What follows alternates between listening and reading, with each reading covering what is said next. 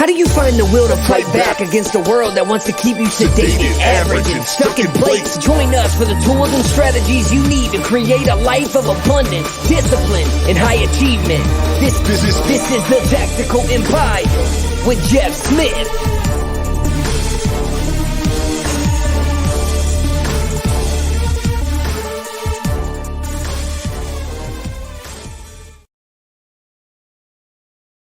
Welcome to another edition of the Tactical Empire. This week I am here joined by my lovely wife, Kirstin Smith. How are you? Welcome. I'm good. How are you? Good. I'm glad you're here. We got some exciting stuff to talk about, so I thought it would be appropriate to grab you and kind of go back and forth about what we're doing in the Smith household. There's always something.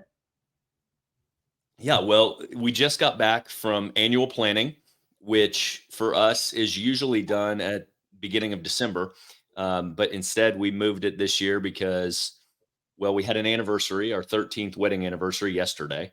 And, but we also were going to go to the Tampa RV show because we are looking at going full time in an RV with our family and kind of getting out of Houston and just traveling for a while. And so I wanted to bring you on because you are kind of the planner. You're the level 10 fact finder of our lives. And I am just more of a guy that kind of and builds the parachute on the way down. And so you have a different perspective than I do. And I know that we've been getting some questions about this from other people. And so I want to let you take it where you want to take it, but go ahead and tell us about your RV journey. Oh boy. Well, first of all, let me just say, you said we're looking at going full-time in an RV and traveling. Mm-hmm. I think that ship has sailed. So we went to Tampa specifically to go look at a new model that was just unveiled that we've been waiting for a while, and went ahead and made the decision to buy it while we were there. So this thing goes into production next month, and God willing, by the end of March, maybe beginning of April, hopefully sooner, we'll actually be able to take possession, and we're selling our house and getting rid of stuff and like really making a commitment to do this. So it's been really cool to see, I guess, how many people are intrigued by this. I don't know why that really surprised me initially. I think because I thought it was cool, but I figured other people would be like, oh, yuck. Why would anyone want to do that? So it was a little surprising that there's been so much really positive feedback and so many people that want to ask more questions. And, they're asking us to vlog, learn to make YouTube videos so they can kind of follow along and watch this journey. So that's been really cool. And I've just kind of been compiling a list of questions that people have had. And, when we were talking things over in Tampa, I thought this was a really, really good one because somebody asked what our family conversations looked like as we kind of got closer to making this decision. Specifically with having 4 young kids, how in the world did we convince our kids to get rid of their stuff, get rid of, their separate bedrooms, and leave our house behind, leave the grandparents live 20 minutes away, leave all of this stuff that they're kind of used to behind, hop in an RV and travel full time. So I thought that was something that was really worth digging into here. Sure. Let me set the stage a little bit though, because we were on vacation in Miami at the end of May, you and I alone, and we kind of, you say that's not when we really decided, but I feel like that was the moment in time that I felt like we really agreed and decided that we were going to move in this direction. So we are now fast forward 6 months from then, and we have been moving in the direction. It's a lot to unpack your house. I mean, we've lived in this house 8 years. We've lived in Houston for 15 years, and we're talking about leaving it all and kind of picking up roots and doing something else. So you don't realize how much stuff you have. You don't realize how much it's not just lock the doors and leave. Right. So go ahead though, because we're 6 months down the road from this. We've now bought an RV that is in production. And now things are getting very, very real. And we're probably like 60 to 90 days from leaving. So Yeah. It's like officially official now. It gave me massive butterflies in my stomach when we actually like shook the salesman's hand and like they ran a credit card for a down payment. And like it was just really real because of everything else that it meant, right? It wasn't just buying that rig. It was also like, oh shit, now you got to get home. Like I've already started, touch up paint here and there because we've got 6 people living in this house and like little things and purging and all the things that just need to get done to make it a reality. Like it really hit home at the show. So Sure. I think the way that the timeline kind of worked, for those of you who don't know, years and years ago, Jeff and I had this idea back before we had kids, probably 12, 13, 14 years ago, shortly after we moved to Houston. I don't know, we were probably sitting around drinking one night and you came up with this great idea. Let's get rid of this house and let's just buy a 5th wheel. And what if we traveled around? And I was like, that would be amazing. Think about the people that you would meet and experiences you'd have. And, like RV parks are filled with crusty old veteran guys. And I feel like I'm kind of already married to a young, crusty old veteran guy. So I'm like, what kind of stories would you guys all sit around and tell at the campfire? It would just be so entertaining. You don't And so I want to always know. thought that was a really cool thing. What? I said, you don't want to know. You've already heard them. That's true. Part of me wants to know, part of me doesn't want to know. But we obviously never did it, right? We ended up right after that, we bought a new house and then we started a business. We had a baby, we got married. Like we did all of this stuff in a relatively short period of time. And then, we just started stacking kids. And next thing you know, we've got, a business that we're going to every day. We're buying a new house to get into the elementary school where we want to send our kids. Like we had roots. And it's hard to uproot once you kind of let life happen, right? And I think that we got to a point where we realized that we had let life just kind of box us in, if that makes sense. And we hadn't necessarily done that in a very intentional way. We had just allowed it to happen. So I don't have a lot of regrets in life, but I always said that one of my regrets was not just moving into a 5th wheel and traveling around. And then, with the blessing of COVID and all of that stuff, the kids wound up homeschooled. We ended up selling a business last spring. And I think it was last year was 2023. So probably end of 2022, we started knocking around this idea. I'm like, why couldn't we do that now? Right? Like you're always at home. The kids are at home anyway. Like we're not stuck in this little plot of land where our house is. We had conversations at the dinner table about it, and our kids were not on board, right? Especially one kid was not on board. Our kids kind of range in terms of how adventurous they want to be. Our 9-year-old, she loves the idea. Like she has everything all planned out. She can't wait. She's like, get me out of the city, put me in an RV, put me on a ranch in the country, but get me out of Houston. Whereas our oldest, being the oldest girl, she is she's a little more apprehensive about things. So she wasn't quite so sure. So I think that we had a lot of dinner table conversations. Would you agree? Yeah, for sure. It's been an evolution of their belief. Right. And excitement. So it's been almost like boiling the frog, right? Because we had so many little conversations about it that eventually they started to become more open-minded. Like I remember having dinner table conversations and Neve was just like, no, absolutely not. Like I will go in an RV because we would go for, 4 to 6 weeks over the summer. And she liked that. And she said, I'll do more of that. I will even do like 6 months, but I want my house, I want my room. I want to come back to this place. I'm not comfortable renting it out. I don't want it to be an Airbnb, like none of it. She wanted to come back to her space. Yep. So I really think that having those discussions over time, little by little by little, and really kind of trying to pick out what the issues were. So, well, what are your reservations? Like, why wouldn't it be fun? And in hindsight, I was thinking about this before we hopped on today that, us from the adult perspective, we think about, okay, the finances, the stability, the sense of community, how are we going to work on the road? Can you still make money? We think about all those big questions.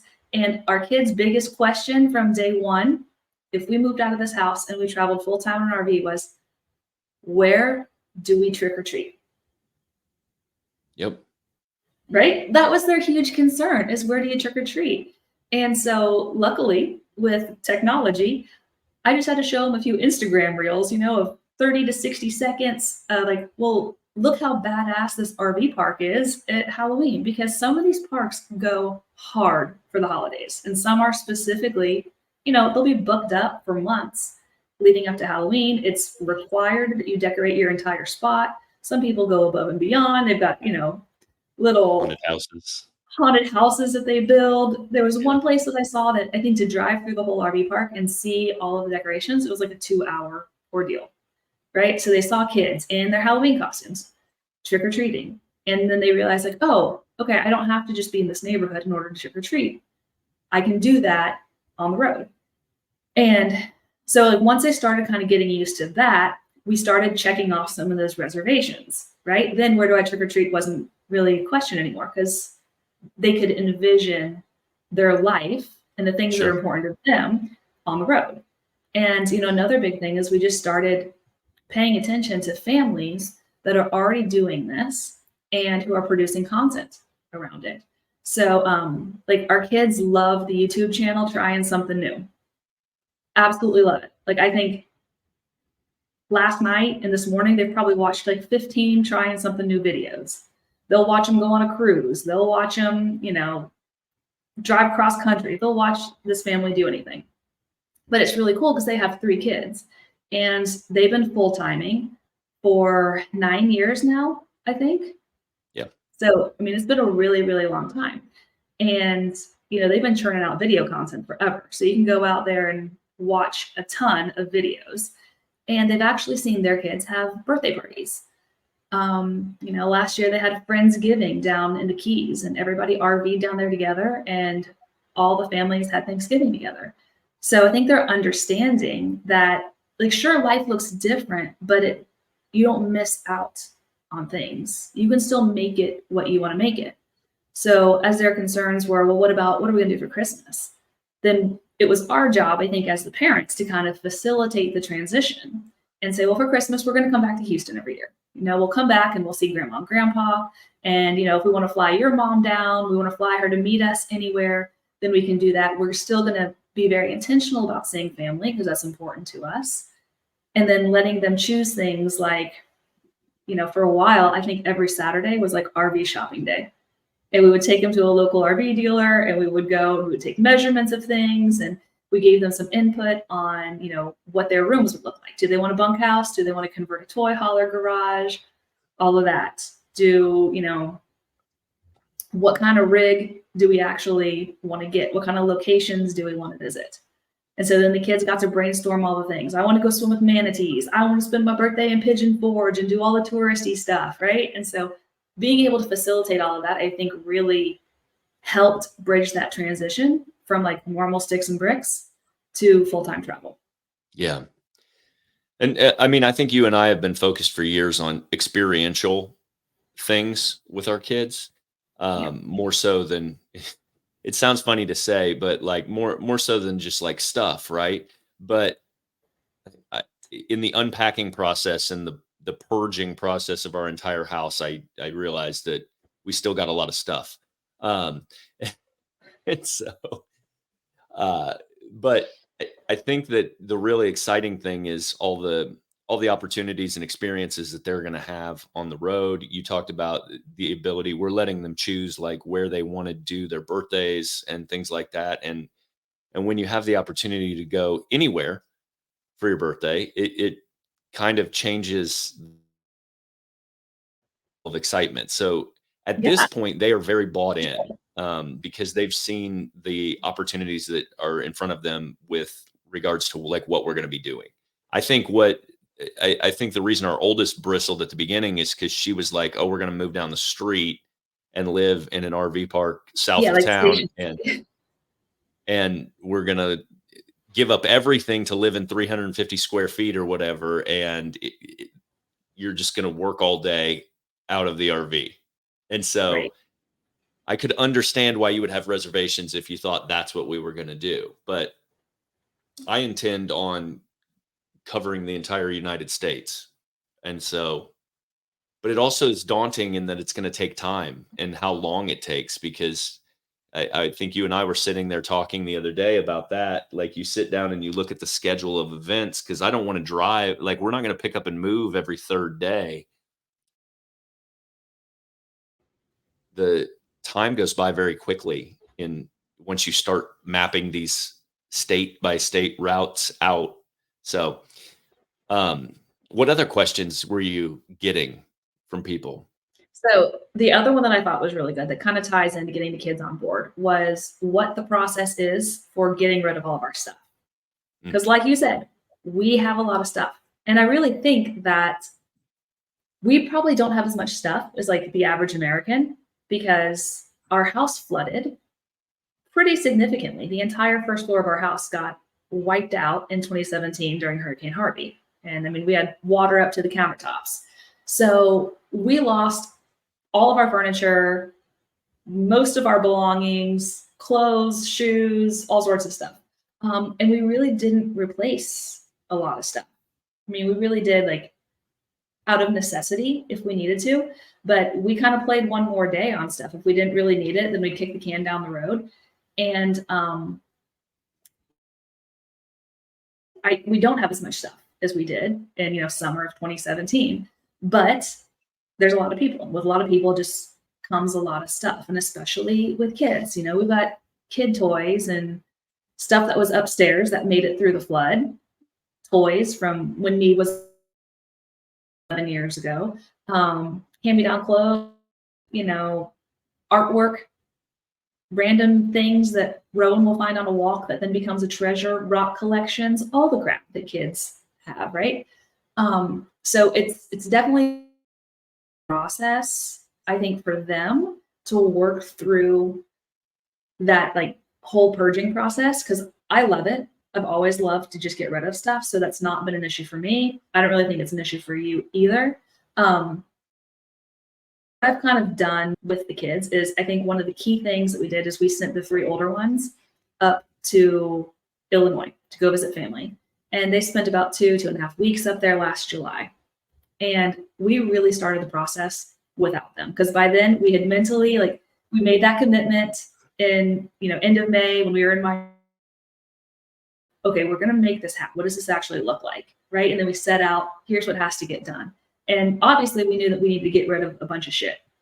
So with them being gone, that gave us the freedom to tackle the house and get rid of all the stuff that really needed to get purged without having, extra sets of eyeballs being like, oh, no, wait a minute. I played with that like once in 1988 and I know that it's broken and it's missing an arm, but I love it so much you can't get rid of it. Right? Which is exactly what kids do when they see you pick something up and it's about to go in a garbage bag. Everybody immediately remembers that that's their favorite toy. So not having the older 3 around and having the youngest one at school during the day, I set a goal for myself. 3 garbage bags minimum had to leave the house every single day. Whether it was trash, it was donation, it doesn't matter. Put it in a garbage bag and it's got to leave the house. And I think we exceeded 3 garbage bags a day. Would you agree? Yeah, we did. I mean, poor Jeff had to run back and forth in his truck to the donation spot multiple times a day, because as soon as he'd get back, he'd be like, I got more. But what I've kind of done with them, and I didn't throw away their favorite stuff. I don't want to sound like a terrible, mean mother. But, things I knew people hadn't played with in years that, I had picked up over, an extended period of time, shoved in the closet, that stuff got donated. Broken toys, things like that I knew no one was really going to miss, that they needed to part with, those things got thrown out. So I did a ton of that stuff while they were gone. And then when they came back, to get them on board, we kind of came up with a system of, we're going to trash some stuff, we're going to donate some stuff, and we're also going to save our stuff. And so it was easy to get them to go through what can be thrown out. Right. And we're doing this in cycles. They can fill a garbage bag with just stuff that's up in their rooms that needs to get thrown out all the time. Right. Because they're always producing more arts and crafts and all that stuff. So then they can come up with stuff to donate all the time as well. So again, we're doing, usually on the weekends now, we're doing the same kind of thing where we're filling multiple bags. But what's gotten interesting is the storage aspect. So I've given them 3 categories for the stuff that they want to keep. And some stuff is like, I love this. I use it every single day. I would be so sad if I didn't have it in the RV with me. Okay, so that's their category 1, keep stuff. That's going to go in the RV. Apparently, we're going to have 8,000 stuffed animals in the RV and a Nintendo Switch. That's about so far like what everybody loves. Category 2 is stuff to store. And we're going to do 2 different types of storage. So number 1, we're really fortunate that my parents are down here and they've got some extra space. So every kid is going to get, a Rubbermaid bin of stuff like, I really like this, but I may not need it for 3 to 6 weeks, right? Or I'm reading this book series and I'm going to take the next 3 with me, but I have the whole series. So they're going to send the rest to the grandparents' house. That way, if we need things out of that bin, or if we go on the road, they really miss it, we can always have my parents send us a package, right? They can ship us anything wherever we are. So that way it gave them a little confidence and a little bit of security that they didn't have to have this like scarcity mindset that they'd never get their stuff back, right? They know that we're going to be here at Christmas. They know we could be back here in a heartbeat if we needed to, and they know that their stuff can get shipped to them. And then the other sort of tier for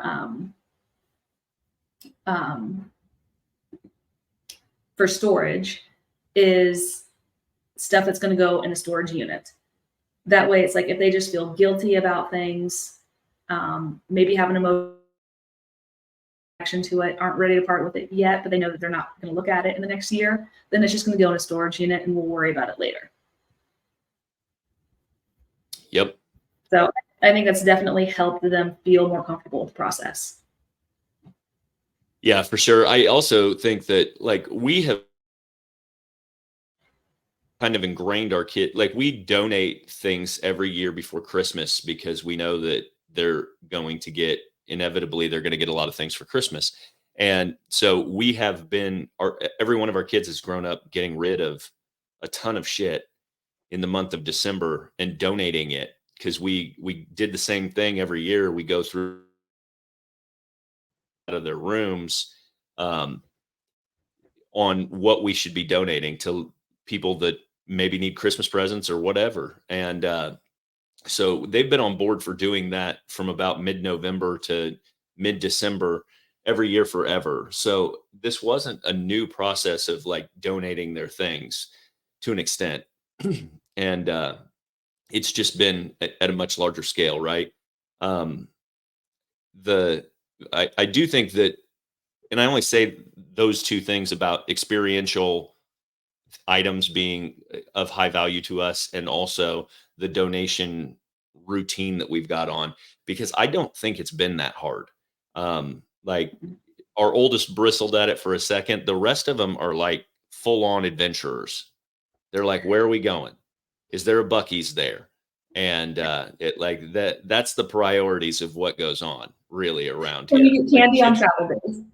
But kids are so malleable. They're awesome. And like, I think it's going to be very, very fulfilling to like experience because they're 11 through 4 years old with like 2-year gaps in between them. And they're going to, by the time we're done with this, hopefully they're going to have been to most of the states in the lower 48.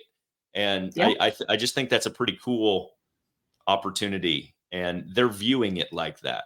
And we're building in their curriculum to match some of our travels. You've got the East Coast and American history and things like that primed up to teach. And so when we correlate our travels to their learning as well, I think that builds excitement for them too. So there's a lot of things that you're doing that are making this process smooth and kind of seamless from their perspective. Yeah. Or exciting. But I will even throw out for anybody who's listening, who's not looking to get rid of all of their shit and move into an RV. The process, even in our house, has made life so much smoother and so much calmer. which that was part of the draw of, a smaller space. There's less cleaning. Like, what if you could clean your whole house in like an hour on Sunday while you take the kids to Sunday donuts, and you come back and I've like cleaned the whole RV and it's spick and span and I'm drinking my coffee with my feet up. Like, that's way easier than trying to manage a 5-bedroom, 3-bath home, right? Like, our RV is the size of our kitchen and dining room. That's it. It takes me an hour and a half to clean the kitchen and dining room, and then I still have the rest of the house. So like, I end up stressed out. Then the kids have chores. When they had a million toys, nobody ever played with half the stuff, but for some reason it just got moved around and left on the floor all the time. So then there was this always like the tension between me having to tell the kids to pick up, them not wanting to pick up, and it was just an unnecessary fight a lot of the time. So this was one of the appeals, I think, for us, was just that, like, let's eliminate friction in life. And for us, there was a lot of friction in this house and with the stuff in our house. It didn't really serve us. We got to a point where we had to serve everything else. And so I knew it was going to get easier, but I didn't expect it to be so powerful while we still lived here. Because getting rid of our stuff and getting back to that point where like our stuff was for us, right? Instead of working for our stuff, it's so much more enjoyable. And everyone is happier, and there's less fighting, there's less complaining, and there's less time that's taken away from fun stuff because we have to do chores. So it's just like all around, it's been a win-win. I would highly suggest, if you're not going to sell your house and move into an RV, still declutter a bunch of stuff, right? Just get rid of it and feel that, like, that sense of like life is just a lot lighter. Do you agree? Yeah. And I think that's part of the reason I'm just very optimistic about the whole thing. And I don't mean optimistic. I mean, just excited, because I feel like our family's grown closer together in just the last 6 months in the preparation process to an extent. Everybody's getting along better. The kids are better. The family cohesion is better. Everybody's funny. Everybody's got jokes, and which you would expect in our family. And so I think it's just going to be an exciting trip. And the other thing is that I don't know what other questions you had, but what other questions you were getting. But I think that most people would think that this is kind of like totally unconventional, right? And Mhm. so I It's like think the that, opposite of the American dream, right? You yeah, want to get like the big house and have the kids and the white picket fence, and like I think we achieved that. Like, we bought a house in the neighborhood that was like the neighborhood we wanted to be in for 15 years. mhm, Right? We bought a house in the neighborhood where we had to stretch financially 8 years ago, 7 years ago, to make it happen, right? Because it was mhm. that important to us. And then we were like, yes, American dream, like next level unlocked. But it is very strange to kind of take that and flip it on its head. Yeah. But I mean, it, I think what you realize is that you spend all your time doing things that are really unfulfilling, right? Like, we've Mhm. got, I don't know. We don't need to go down that rabbit hole, I guess. But like, I think that I'm excited to simplify more, like what you're talking about, like the complexities of what we had put together because we were following a conventional path of thought and what we wanted to do. Um, I'm already feeling the benefits of unwinding a lot of those complexities. And Yeah. so for me, like, simplification with regards to our business and our investments and like what we're doing, simplifying each area of those is important to me as well, because this has to be like an all encompassing situation, right? So like, you can't have freedom and peace of mind on the road and do all these experiences with your family if your businesses are overcomplicated and things Yeah. like that. And so it sets me down a road of optimizing and processing and getting everything set up so that I can have peace of mind and I can enjoy those experiences with you guys. Cause like moving into an RV for the sake of moving into an RV is not what I'm fucking doing. And so like to our point about our 11-year-old, like I'm not going to uproot the whole family to move down the street and just live in 300 square feet to say we did it, I Right. guess. So Well, there's a there's a level lot of, of intentionality, Mhm. right? And like I think we're applying that level of intentionality and that filter with our stuff. We're applying it with our house. You have to apply it with businesses as well, Mhm. right? Because you've got to make sure that you can cruise all around the country. Most of the time, have Wi-Fi, but sometimes go Wi-Fi-less for a week and have other people in charge of things. And that like our financial situation is not going to burn to the ground. Right. And I think that's what we were missing, because if we lived our life from 2020, 2021, that era, which was chaos, right? Like we brought on a lot of chaos on ourselves with all the real estate that we owned and managed a lot of the time poorly, just because it was too much stuff. There were too many moving parts all the time, right? It's just like the kids getting overwhelmed because they had too many toys to play with. So we would not be able to take that life and uproot it and move it into an RV. We would hate each other, Mhm. right? Because you're taking something that isn't working in this setting and you're just putting it into a probably more stressful situation. But you haven't fixed any of those core issues. And so I think that you don't have to take it to this logical end and go move into an RV and be crazy, but applying that filter and that level of intentionality and figuring out how you want to actually live life and what's important and how you're utilizing your time. Are you creating, more confusion and more tension and stressors in life than you really need? Like you can fix that in a sticks and bricks house, right? Like that's what we've been doing for the last 6 months. And that's why I feel like life has improved so Yeah. much. But I think that's something that's accessible for everyone. But to take the chaos, to take the overcomplication, take all the stressors, take the tension, take all of that, and then put it into an RV, yeah, that's a no go.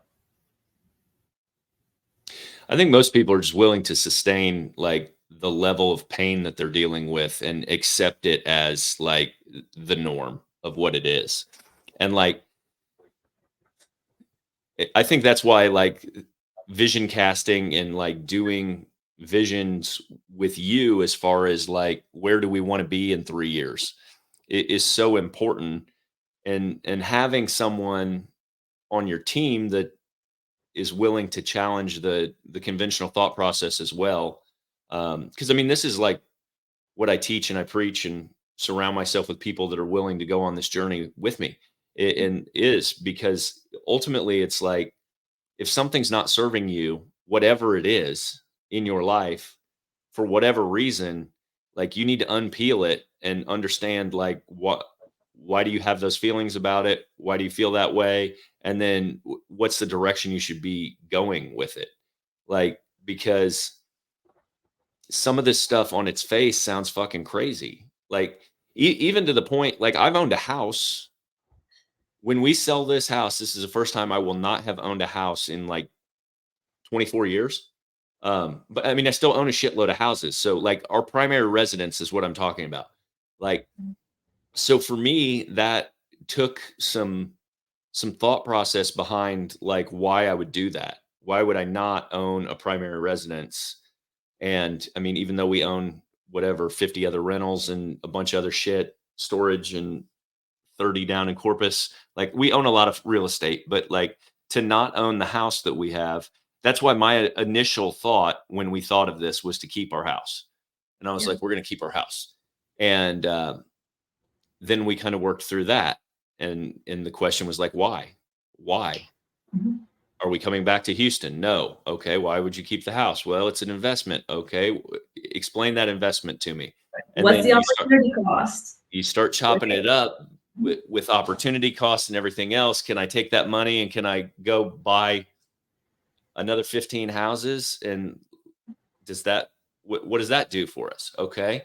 And so I mean, it was just a progression of being open-minded and being willing to ask like myself tough questions and not getting boxed into like my ego being tied around something or like what will people think of me? Because I mean I don't really give a shit about that, but like I could see that being a thing. Um, but you just really get to questioning every kind of aspect of things, and then the reality is like there's no rules to this. And like, I mean, if you kind of understand that the whole system's rigged anyway, and your job is to go carve out your own little piece of existence in the best and most fulfilling way to those that you care about and yourself, like then you can kind of embrace that and figure out what you want to do. But I think most people just don't do that. And if you get caught in the system, um, I mean, this is just like one more way to break the conventional chains of things as far as like not being in the corporate hamster wheel, not contributing my money to qualified plans. I mean, it's just one more aspect. It's one more step along the lines of carving out our own path of things. Yeah. So, I'm excited. yeah, I think that it's going to be transformative for our family, and I think that we'll have a lot of lessons learned. But I'm also excited to, as much as I'm excited to travel, I do think that there's an end date to it of when we come back and kind of settle down too. So what that looks like is TBD. But Yeah. for me, like, but as we go through this process as well, like I'm just adding more adventures. Like, oh, I've never been there. Oh, I want to do that. Oh, like we should go to Well, Alaska. it We makes it should. even harder because we're not trying to get cold, right? Because we are now through and through Houstonians, That's true. and I need humidity and I need heat, and I don't care if I sweat like a mofo. I'm totally fine with it. Um, like we can rock Houston summers, and I don't want to like be in snow. I want to go visit snow very briefly. I don't want to try and drive around snow anymore, which is funny because we're both from the Midwest, so we both grew up with snow, right? Yeah. But that's got like there's a lifespan to that. Like I don't want to do it forever. Um, so as we just kind of, because we've roughly planned out our first year, if we can, kind of launch out of Houston, April 2024, I have planned through April 2025 with next winter after Christmas and Gunner's birthday, doing the Florida Keys and Universal Studios and Disney and all that fun stuff for the kids. And then that gives you, spring to late fall to then come out of Florida. And where do you head? Do you do DC and New England because that's a whole summer trip? Or do you head out to Montana and start at Glacier National Park and then just work your way south and do all those national parks? Because then you're out of summer again and you got to go back south for another winter. Yeah. And then that takes you now into what, spring of 2026? Logistics are a big deal, guys. Send us your suggested routes. I'd love to hear them. I'd love to hear them. Yes, must see, must do, must eat places all across the country. Yeah, we are compiling lists of places where we have to go. Um, did you have any other topics that you wanted to hit on specifically? Because I think I mean, we've covered comprehensively a lot of things with regards to like why we're doing it and what we're doing with our family. I mean, I think there's some natural next questions that go along with like finances and then like maintaining health on the Yes. road. So 'Cause, those are like, two really big ones. It's I, what's the fitness regime going to look like now? How do you keep your nutrition dialed in on the road? Some of that's TBD, right? Like we just know it's going to be different. yeah, We know kind of what our basic principles are. Like we know how we eat. We just have to change how we eat in a larger, maybe more well-equipped kitchen. Although I will say my new kitchen is pretty badass. So I fully intend to be able to meal prep and do all my stuff in there. But yeah, I'm not going to wake up at 5 o'clock in the morning and go to the gym that's 1 mile down the road anymore. So I'm enjoying that right now while I have it. I'm being very grateful, even on the days I don't want to go work out because I'm like, this won't last forever. Yeah. So our workouts are going to change. The timing is going to change. Like everything is just going to change, and it's going to be finding kind of a new rhythm in life that works. The finance question that's a big one. People want to know kind of what the startup cost is. Like, what does it cost to buy an RV? Then what does it cost if you have to buy a truck to haul it? What about campground fees every night? Insurance is different because you're paying for full-time insurance versus just recreational insurance. So I think we'll probably do an entire separate podcast just on kind of the numbers of this whole thing. Some people do this to save money. That was not our goal. I think that we probably will save money. But for some people, depending on We'll see about that. I've seen. Well, I know a payment on the RV we bought is going to be steep, but it's going to be less than our current mortgage. So we should probably find some cost savings in there. But we're also going to spend more money probably going out to eat. We're going to spend And more on money experiences. doing the experiences, Yes. right? Going swimming with the manatees and like hiring a tour guide to take us out on a boat to do something awesome when we're in a cool spot. I pick up all the tabs for those parties of 6. I know what it's going to be. I know. We God ain't bless saving you. no money. Anyway, but some people do it for money to save money and like Sure. maybe buy their dream house or buy land or things like that. So that could be relevant information. Then a lot of people just kind of want to know, like, what will a day in life look like? Where are you going to pack all of your shit in the RV? Like, where do your clothes go? Where's your stuff go? Right? Kind of how are the kids going to do school on the road? All sorts of stuff. So we've got some great questions. I'm making a list. We're going to just kind of knock this stuff out. Some of it we don't have answers to yet, right? Like, what's a day in life look like? I don't know. But I don't know, because like 6 months.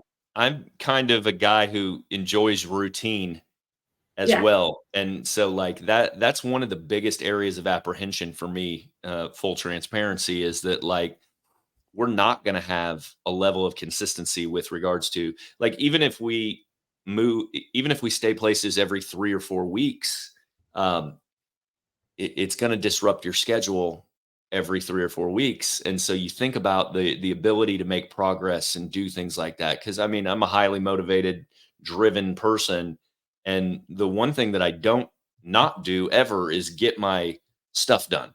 And so like, but also like we've been in situations where our life is very disrupted, and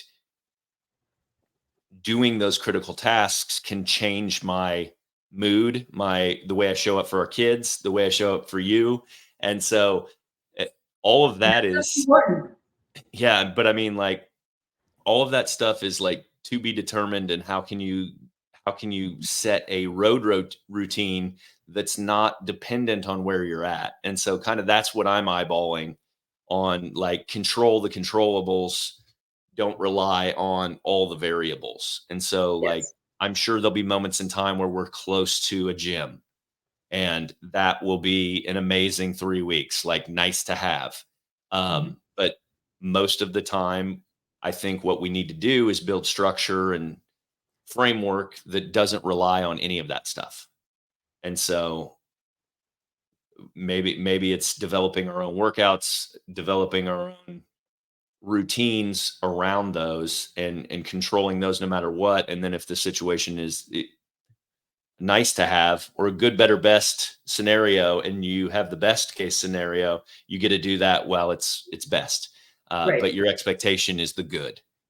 I And mean, I think anybody who knows us knows that like we're both very, very big on habits, right? And like figuring out, reverse engineering, like what you want to have. Okay, well then who do you have to become to have it, right? Like we've both done 75 hard multiple times. We've both done the Live Hard program. So we have built in kind of a system, like a daily system of checks and balances, where it's really hard to get off the rails too much, right? So like I've got the app Streaks on my phone, and it is one of my favorite apps. And I know you tell all of your clients to get it and you guys use it. But like my big goals for this year when I was doing annual planning It was just to be like consistent as a mofo the whole year and like concentrate on, did I win my day? Winning Yep. my day is like, I've worked out, I've hit a protein target for the day. I drank enough water, didn't drink alcohol. I had quality time with the people in my family. I walk my dog, like all of those things, right? And I check them off every single day. And if you do that, if you work out every day, you hit your protein target, you're actually spending intentional time with your loved ones, you're walking your dog, everybody is happy and you're winning your day. And if you stack up a whole bunch of days that you've now won, then like you're winning at life. So I didn't have any giant goals this year because I know that it is going to be exactly like you're saying. It's going to be a challenge to make sure that you're checking off all those little things every day. So that's going to be the focus. Yep. Awesome. Well, where can people find you as you embark on this journey? They can find me on probably Instagram is the best spot these days. So I am the Kirstin Smith. It's Kirstin. And I would say if you've got any questions or you want us to make some content, you want us to, I don't know, make videos, podcasts, whatever. If you've got topics, then shoot me a DM, let me know, and I am happy to add it to the list. And as soon as we have answers to it, we will answer your questions too. Absolutely. Thanks, Kirstin. I appreciate your time. I appreciate you being here. Thanks for having me.